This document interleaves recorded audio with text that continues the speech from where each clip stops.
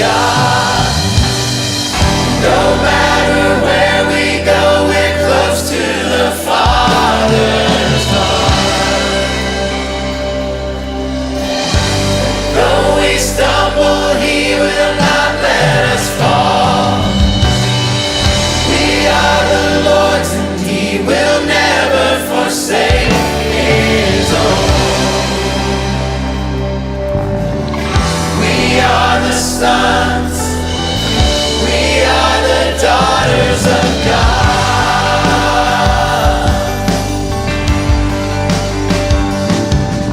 Before He spoke creation, the God of heaven knew our names.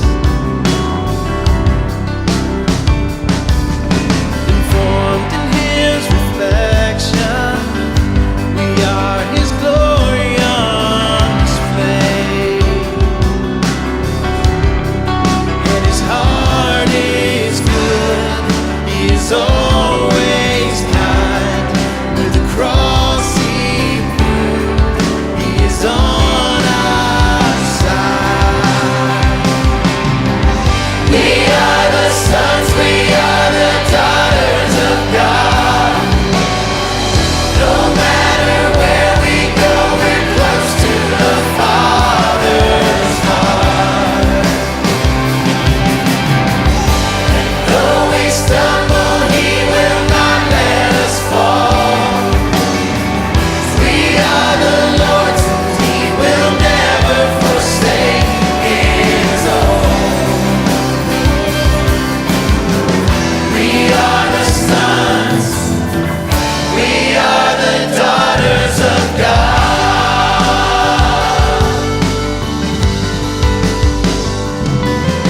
His love He lavished on us and called us children of the King.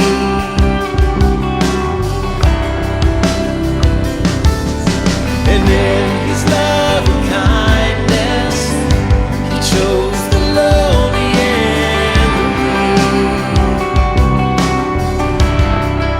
And His heart is good, He is always kind. With the cross He proved, He's on our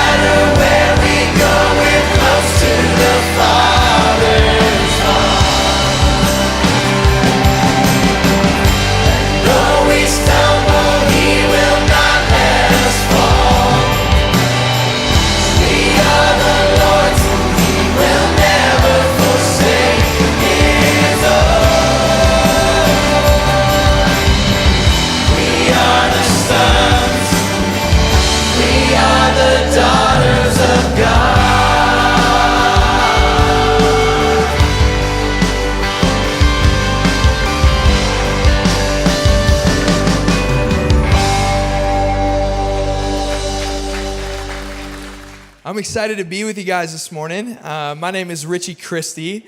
If you have no idea who I am brand new here. That is probably why. I'm our new high school and young adult pastor, and man, I am so excited to be with you this morning. You know, the reason I'm here with you is because Derek, he had a tough loss last night and couldn't make it. I think he's in bed crying. So we're gonna pray for him. Because he needs it, it was rough. Losing to Alabama is one thing, right? Losing to Purdue, pretty bad, all right? See, I'm from Big Ten country, all right? I'm a Michigan State fan, which we had a bad day yesterday too. But I will say, in Big Ten country, we call Purdue Perdon't. And man, if you get beat by Perdon't, you don't belong anywhere. So it was rough. So hey, he texted me this morning. He was like, "Feel free to make fun of me." I was like, "Dude, don't worry. I'm gonna. All right, we know why you're not here this morning." But he kicked off a new series last week for us called Risk that we're jumping into. Actually, I don't want to miss this. Like I said, I'm brand new. For our high school and young adult ministry. Are there any 18 to 28-year-olds in the house? Lift those hands up. Yes, my people. All right. So here's the deal. November 8th, we're going to be having our first gathering together, kind of sharing what we're hoping God's going to do in our community. So if you are between the ages of 18 and 28, I want you there. Or if you know someone, get them there. It's going to be a blast. But like I said, Derek kicked us off into this new series called Risk, and he thought he literally put that into practice by kicking the new guy on stage. So I'm here this morning with you. So if this goes bad, blame it on Derek, because he's the one that took the risk. But man, I really am excited to be here. It's been amazing. If you didn't know, we moved down. My wife Jen and I, we moved down here from Detroit Labor Day weekend. And so that was a risk. We jumped down here not knowing a soul. And it has been absolutely amazing. But we thought, hey, it wasn't a big enough risk to just move down here. Why don't we buy a puppy? So we bought a puppy last Friday. I think we got a picture of my wife Jenna and our new dog Izzo. Look at that. That's right after he peed. It's a good boy. Right? Good boy. But man, I have to say, being here so far, it's been amazing. It really, really has. This doesn't have to necessarily do with Risk today. I just want to say, as someone new to this family here, it's been unbelievable for Jenna and I to move down here not knowing anybody. We tell everybody back home, it literally feels like a dream. We showed up Sunday night at 8 p.m. on Labor Day weekend to move in. Our trailer for our car tire pops. It was a doozy getting down here.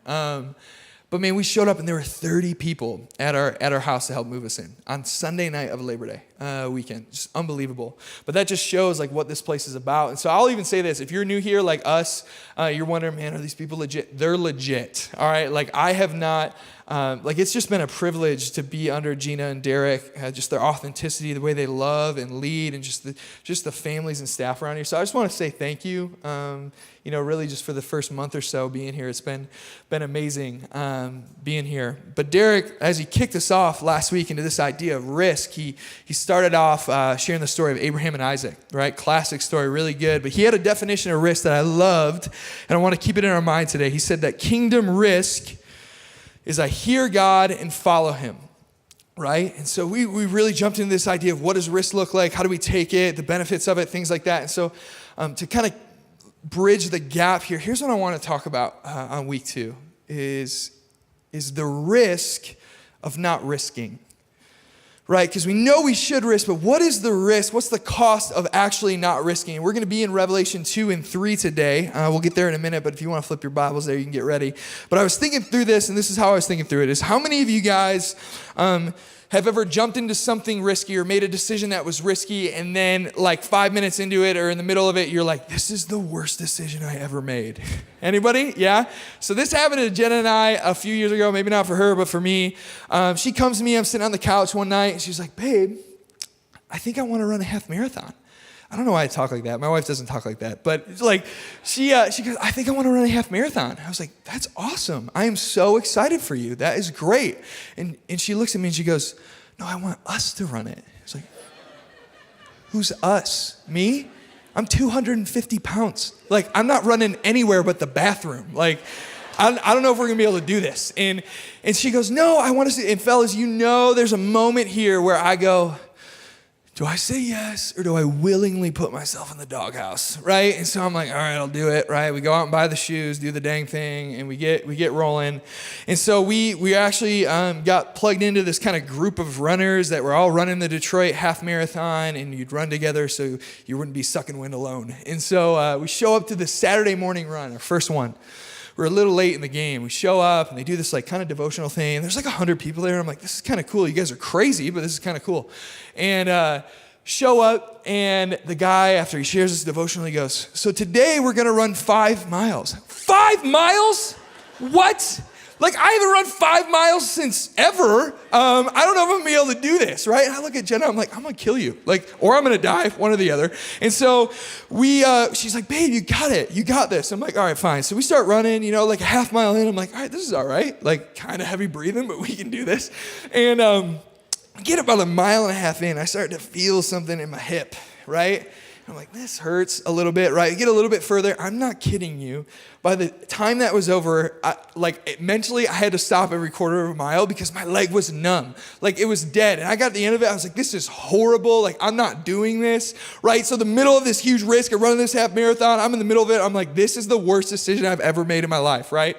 So long story short, we finish and we're doing all the training, we're running, and it comes to race day.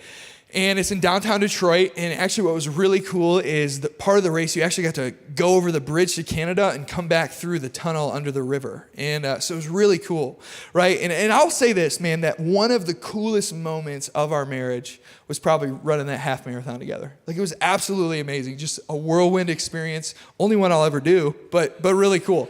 And it's the funny thing about risk, right? Risk requires you to move. Right? It requires you to get uncomfortable, to start going somewhere, right? And often when we're asked to take a risk or we're weighing the cost of this thing, like, we don't really want to do it. But I'll say, man, if I didn't step into that, man, I would have never experienced that amazing moment of crossing that finish line with my wife, right? And so now I got this medal that I'd look at and will never earn another one for running that race. But I think that's the tension sometime in risk, right? As we weigh it. Like, we get down and we go, like, is this really worth it? Like, do I really want to do this thing? Whatever God's asking me to do, whatever's on my mind, whatever the risk is, right? Do I really want to do this? And here's what I'll say is, man, that even riskier than taking a risk is the risk of not risking. That even riskier than taking a risk is the risk of not risking, because when I don't risk, I stay comfortable, I get complacent, I stay still, and I get stuck. And here's what I know is that, man, that at the end of the day, and this is really what I want to get into today, is the risk of not risking is that you risk your love for Jesus. The risk of not risking is that you could risk your love for Jesus. So let me show you what I mean a little bit. And so like I said, we're going to be in Revelation 2 and 3, which is risky, right? Youth pastor coming out with the book of Revelation. Chill, buddy, right? But this book, it can be confusing, right? Like, I think a lot of us have opened it and we're like, I have no idea what's being said, but it's cool. And the best way I describe it to people is, how many of you guys have ever had a dream and then tried to explain your dream? Right? Just like, I don't know how to do that. That's really what this book is, right? If someone came to you and said, hey, write down all your dreams, right? It's hard to put that into words, right? What you're seeing. But this book of Revelation is really one giant kind of dream and vision this guy, John, has, right? From Jesus. And he writes it down and he explains it. And at the beginning of this kind of vision and dream, Jesus addresses these 7 churches. He addresses these 7 churches, and he says that they're like these lampstands. They're shining brightly over the earth, that when he looks out, he sees these 7 golden lampstands, right? Which is correct, because Jesus calls us the light of the world. But what's interesting in these 7 churches is all 7 of these churches are in modern-day Turkey, right? Middle East. Modern-day Turkey. And so Jen and I actually in college got the opportunity to spend some time in Turkey on some mission trips, actually a full summer there, doing ministry among Muslim college students. It was really interesting, meeting the believers there. There was one guy named Salih that I got pretty close with, and we would talk. And actually right now in Turkey, they would say that the population is about 98 million people. And of that 98 million people, they would say that 0.2 identify as Christian. It's interesting to me, right? Because here in the last book of the Bible, we have Jesus calling out or talking to like basically the top 7 churches in the world. And they're all in modern day Turkey. And you fast forward today, and it's like the lights went out. What happened? Right? And so I would talk to Salih about this, and he would always point back to this chunk in Revelation. He would essentially say, man, if you look at this, that Jesus charged them into things, and he would say, if you don't jump into the things I'm asking you to jump into, the light's going to go out. And it did. And it's interesting. It's really interesting because he said, and a lot of the believers over there would say, that the reason the lights went out is because they didn't risk.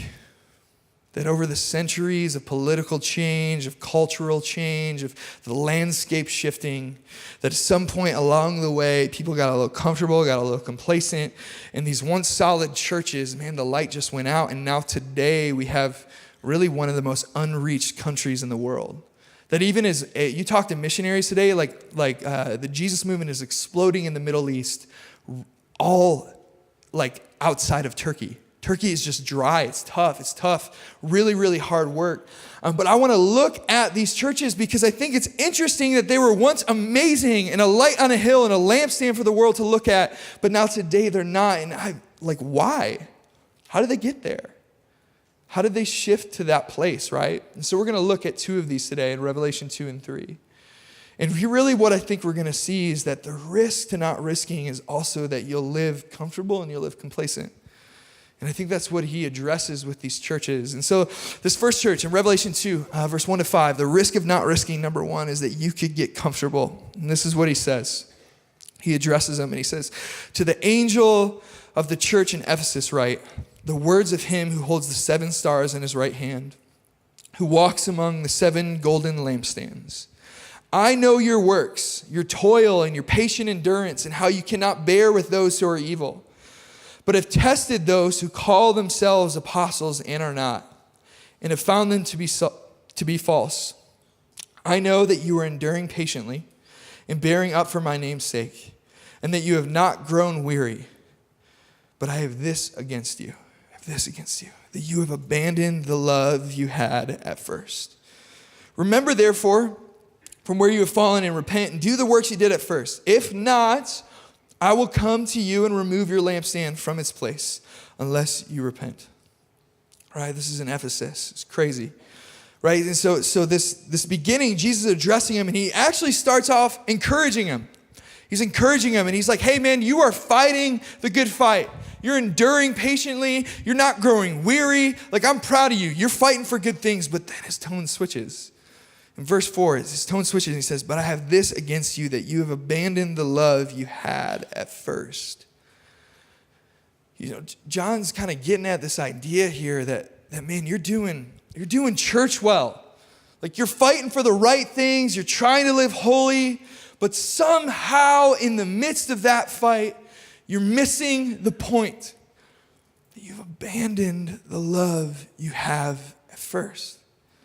How sobering is that? I know for me, like being in full-time ministry, how sobering is it that I could be doing the work of the ministry and miss the point of the ministry in the process? That I could be striving and fighting and doing good things for Jesus and miss Jesus in the process, right? Miss the point. What's the point? He says the point is to know him, to love him. The point isn't to work for him or to do things for him or just to serve him. The point is that you wouldn't just love a church, you wouldn't just love a pastor, you wouldn't just love whatever. No, the point is that you would love the person and presence of Jesus. Man, like, I wonder, could I get so good or so comfortable or so used to something in my faith that it actually doesn't really require faith anymore? That something that once was a risk, I've now gotten pretty used to, so I don't really need to do it anymore. It doesn't require risk. So what in your faith is uncomfortable for you right now? Right? What's been a journey of uncomfortability or that balance of comfortableness?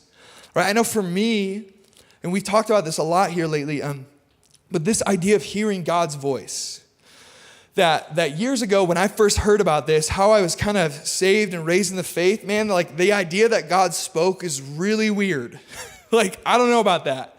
A little spooky, a little out there. Like, I don't know if I'm into that. And so for a really long time, I would just either ignore it or not engage in it or whatever because it made me uncomfortable. Like, that's too risky. It was funny because I remember I would be like, I don't know if this is God or is this me? Like, I don't want to get deceived. Like, what if the enemy's talking to me? Like, all this stuff. And so I would just not do it.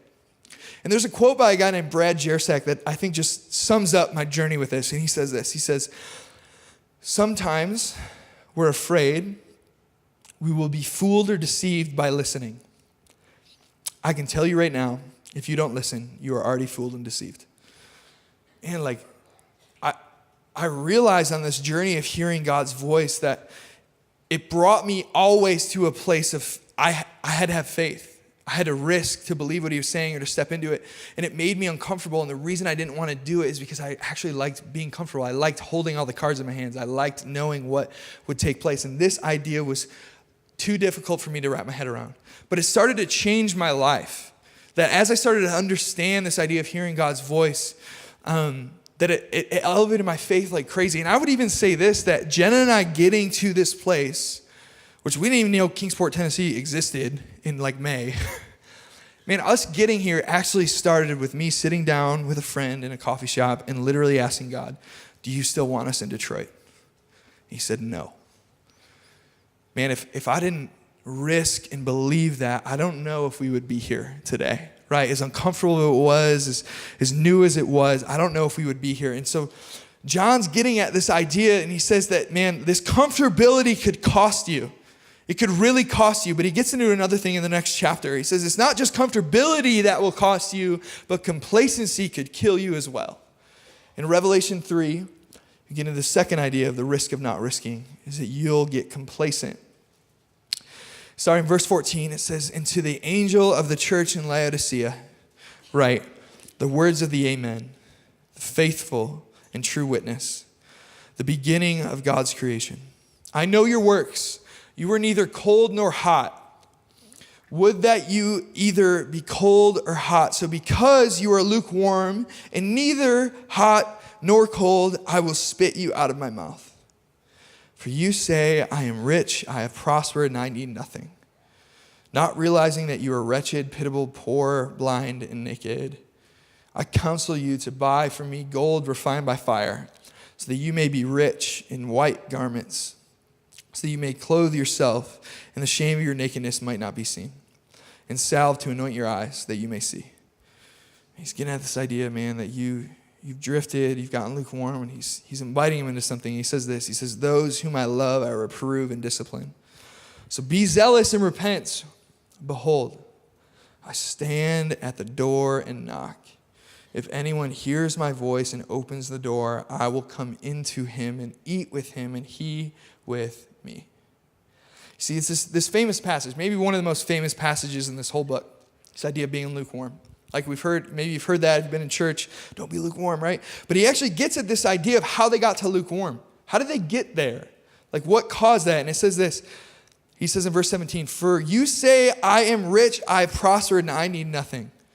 This idea of complacency. You see, complacency is interesting because complacency isn't that you just be like coasting, but it's that you're aware that you're coasting and you're really okay with it. Like, I'm good. I'm good where I'm at. And he's saying that he's even saying this church is admitting, and I'm rich, I've prospered, I don't need anything. Like, I am okay with where I'm at. And here's what happens is that when we just exist, when we get complacent, when we just kind of ride it out, stay still, don't move. I don't know about you, but when I've been in situations like that in my life, where I've just stayed still, stayed complacent, my faith has like died.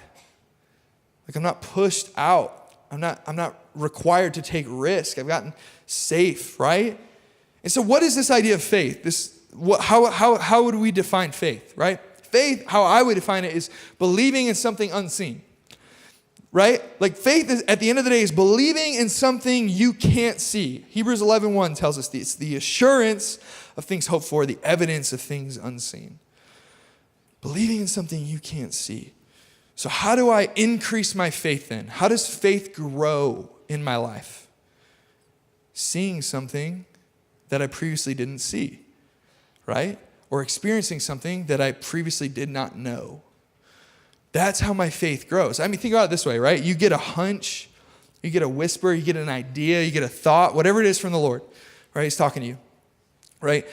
Now I get that thing, and so it's going to take faith. Man, do I believe this was from God? Do I believe this is a thing? Am I going to step out and do this? Do I want to do this, right?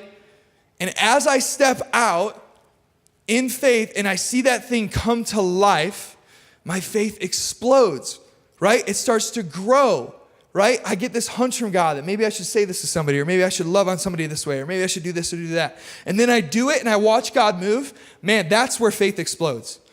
So guess where faith dies? By staying still, not moving, not stepping out, not risking, right? It's this interesting concept, right? So this idea of risk, actually, we don't have to be afraid of it, because risk is really this invitation, not just this obligation that I have to do because I'm a good Christian, right? It's an invitation into experiencing greater faith and greater experience with Jesus. And if I don't do it, my faith could die. And you kind of see this with the story of Revelation, that this church got complacent and it's dead. The light went out in a way. Man, I've never seen this more clearly than, so we're going to be doing this with our high school students here soon, but we would go on a mission trip every year with at our old church. We take a group of students down on this specific mission trip. We would go to Panama City Beach, spring break hotspot, and we go on spring break on purpose, because we would go and we would love on spring breakers, share Jesus, share our faith, do it kind of whatever the Lord was inviting us into. But kind of the model of setting up this mission trip too is we'd go out in the afternoon, because no one on spring break is at the beach before noon, and we'd go out in the afternoon. So we take the morning to kind of cultivate this intimacy with God with our students. That we'd give them about an hour of alone time with God. We'd get them in small groups, and then we do some ministry training time. And it was really teaching this idea of living from overflow, that I can't give away what I haven't received, right? And so we do that every morning. And every morning they would ask some questions that we kind of gave, just kind of listening prayer stuff. And so one of the questions we'd have the students ask was, God, is there anyone you want me to look for or be aware of as I head out on the beach to share the gospel today? And we did this as a point of risk. We wanted to see faith grow and students step out and risk. And so I'll be honest with you, most of the things that students thought they saw, we never saw, but we would do it as this idea of building faith, right? And so this one morning, this guy, Jack, comes to me and he says, we're sharing in small group. He goes, man, I think I actually saw something pretty clear this morning. It was a little different. He said, I saw a guy with like a bucket hat on and this Allen Iverson jersey.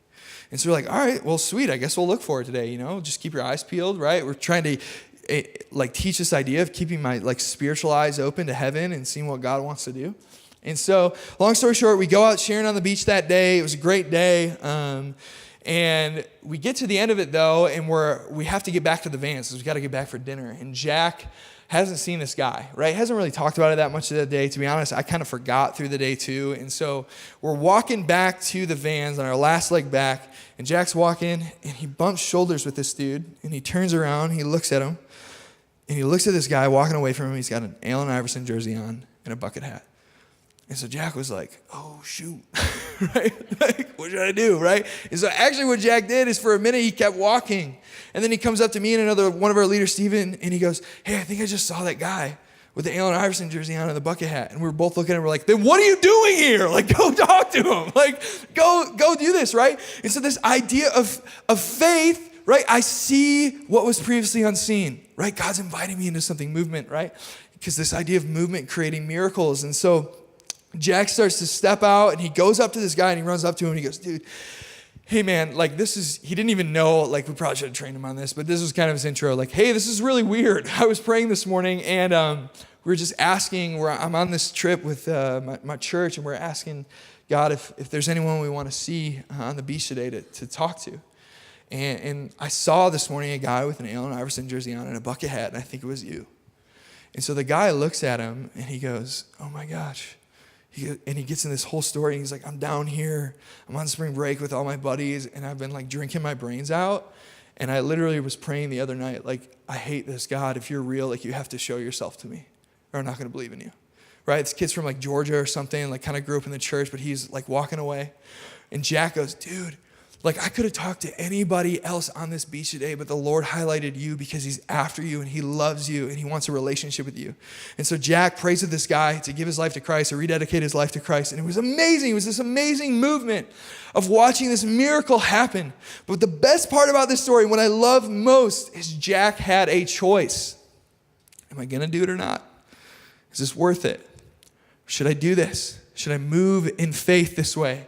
Right? And because he did it, he saw this amazing thing. You know what I loved about that, what I love about what we're doing with our students here at Christ Fellowship too, man, is this idea of risky faith, right? Because what I've seen, I haven't been a youth pastor very long, but I've seen that the students that thrive in the next phase of life, that after we launch them out of here after high school, the students that walk with Jesus are the ones who have walked with him in this risky experiential faith. They've actually seen him displayed, right? And not just in their own lives, but from like other generations and other people.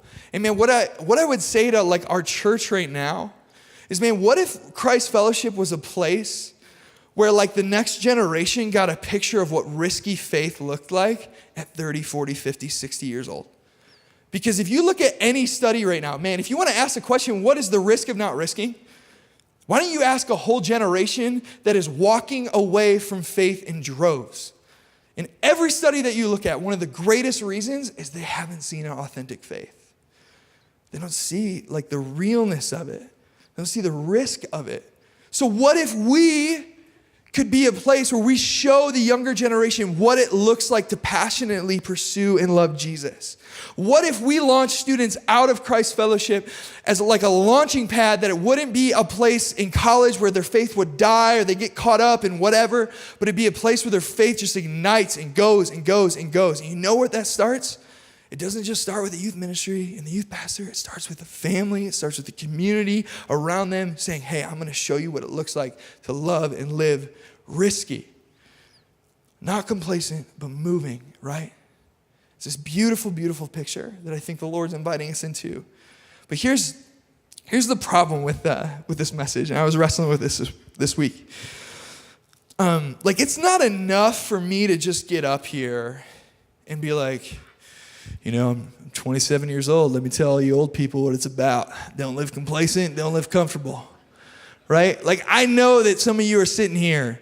You got more years on me, and you're like, dude, you don't have a clue what life has got for you. I get it. And guess what? You're right. You're right. Right? It's not enough to just be like, hey, don't live complacent. Don't live comfortable. Right? Like, that there's more at stake here. There's more at stake here. That it's not just that, right? And we don't even need, like, I can look at my own marriage and just know that, like, it's not really a good idea for me to get comfortable or complacent for a long period of time, because I could fall out of love, right? That actually moving and risking in my marriage and pursuing and loving Jenna is what could really continue that love. And so my question for us then, if it's not that, if the answer isn't just, man, don't be comfortable, don't be complacent, what is it? Like, what are these two things rooted in? This idea of comfortability and complacency. Like, where do those start? How do those begin? You know, it's funny because John tells us, and we can miss it really quickly if we don't see it, but he says in chapter 2, verse 4, he says, you have abandoned the love you had at first. He says again in chapter 3, he says, I stand at the door and knock. If anyone hears my voice and opens the door, I come into him and eat with him and he with me. You see, it's not like this idea of comfortability, of complacency, like they're just symptoms of a greater problem in our lives. That it's not just that I'm comfortable, it's not just that I'm complacent, it's that I've drifted away from my first love. Man, that risk isn't just like a courage problem, it's not just a fear problem, it's not just a complacency problem, it's not a comfortability problem. Risk is a love problem. And Jesus in the scripture, you know, he challenges them, but he comes in at the back end and he goes, man, like I'm saying this because I love you.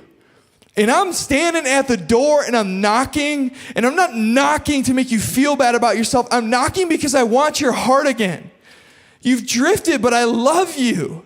Don't you realize that I love you and I have more than what you're living in? I have more than what you're existing in. At some point, I get it. Life happens. Things got comfortable. Things got complacent. Life happened. But I want to wake you back up to the love you had at first. I want to get you back to the place of fire and passion and zeal and energy towards my spirit and just ignite your love again. Right? And I think sometimes we can look at this and go, man, like we can feel bad. Like, yeah, I kind of have lived like that. I have done that. But that's not his heart. He's not saying this so you feel bad about yourself. He's saying this because he's inviting us back to our first love. And so here's the deal, man, is like the risk and not risking, sure, you could live complacent or comfortable. But even greater than that, the risk and not risking is I risk my love for Jesus. The risk and not risking is I could risk my love for Jesus. So I'm gonna call up the band here as we kind of wrap up, but here's what you need to know is I'm not sharing this like from this posture of like not understanding this. That like this story that he's writing here is like kind of my story. You see, I got saved when I was a sophomore in college. I didn't really grow up in church, kind of partied my brains out through high school, playing football, continued in college. Had an experience with God that he transformed my life. And I remember the love I had at first.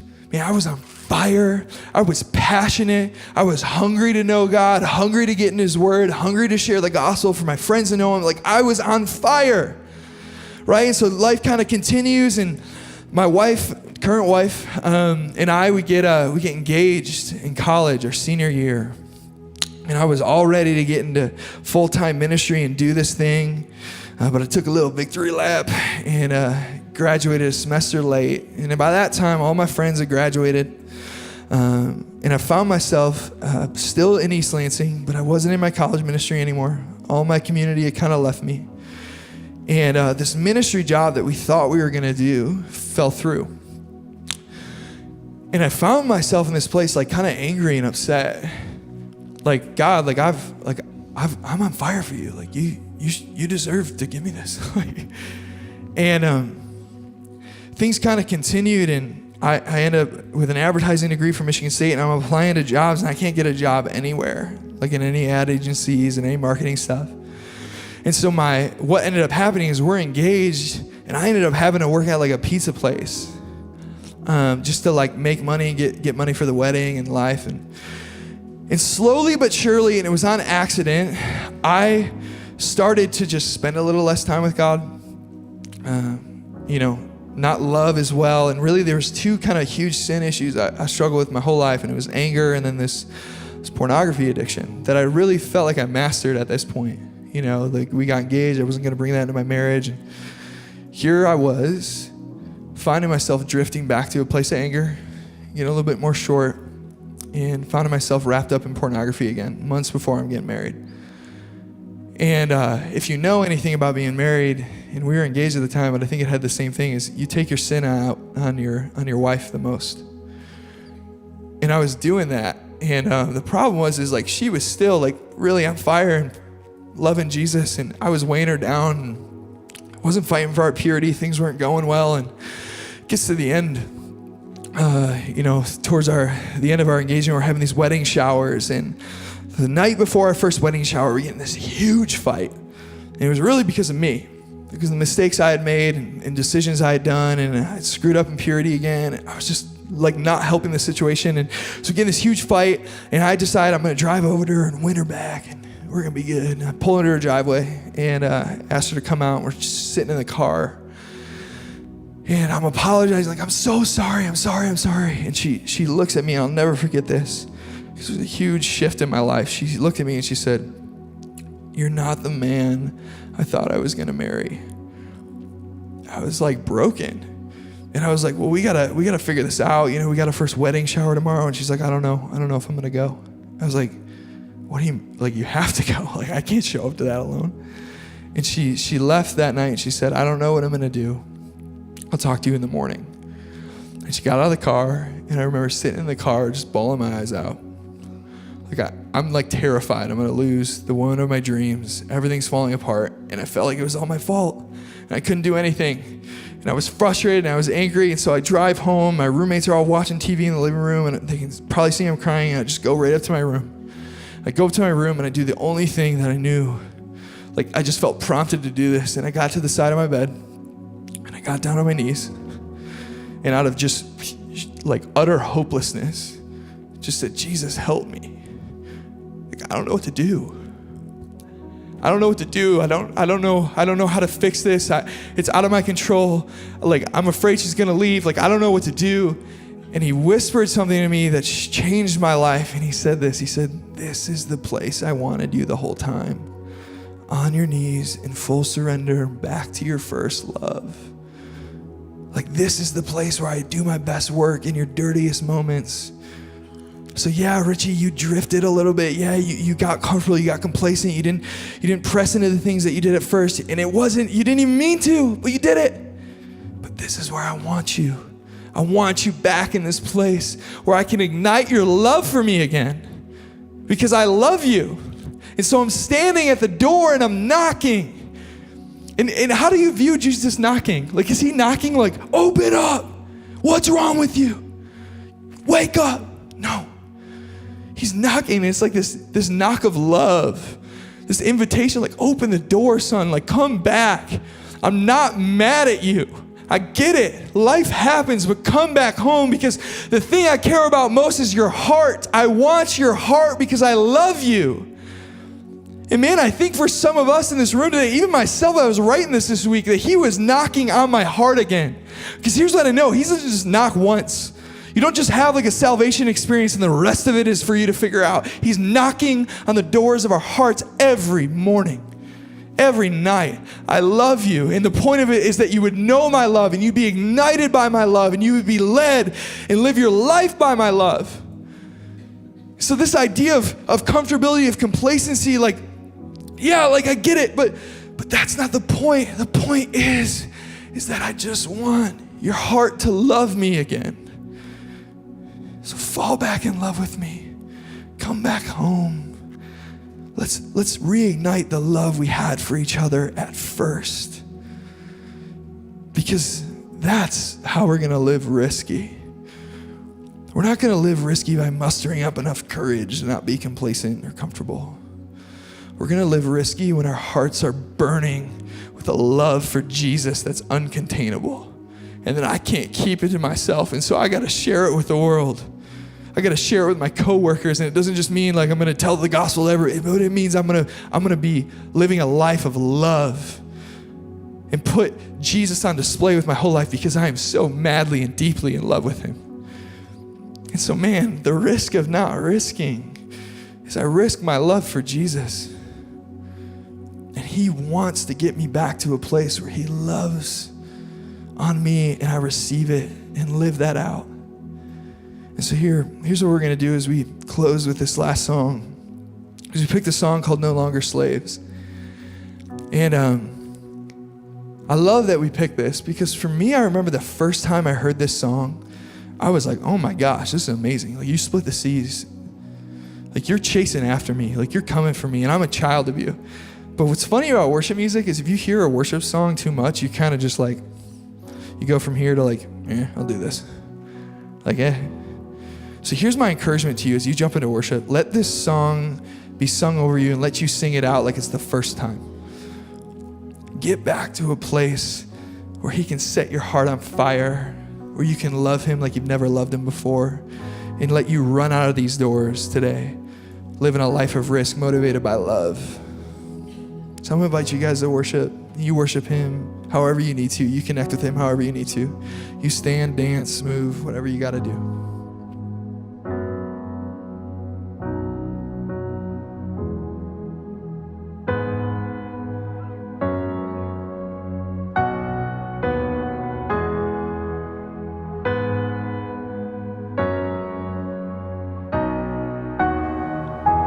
You unravel me with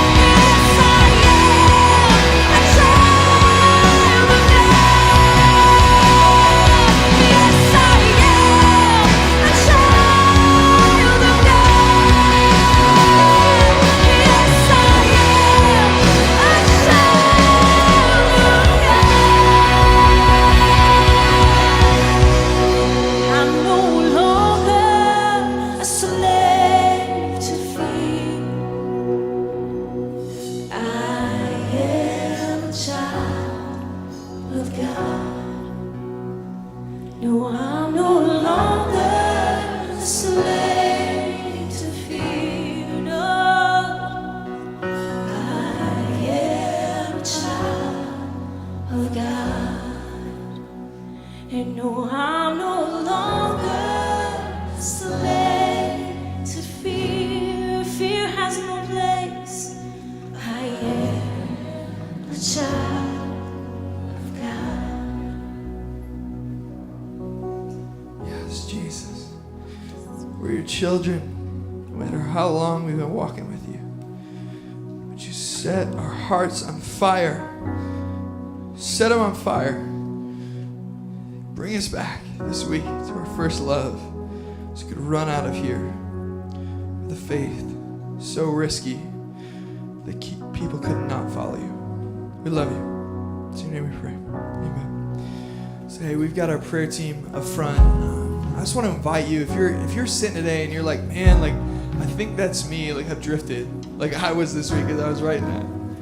Like, come up and get prayer, man, because this team, they want to pray that Jesus would just set your heart on fire, that he'd bring you back to your first love, bring you back to a place of loving and knowing him. So we want to partner with you with your faith and just pray that Jesus would set you on fire to run free out of here. So love you guys, man. We'll see you next week.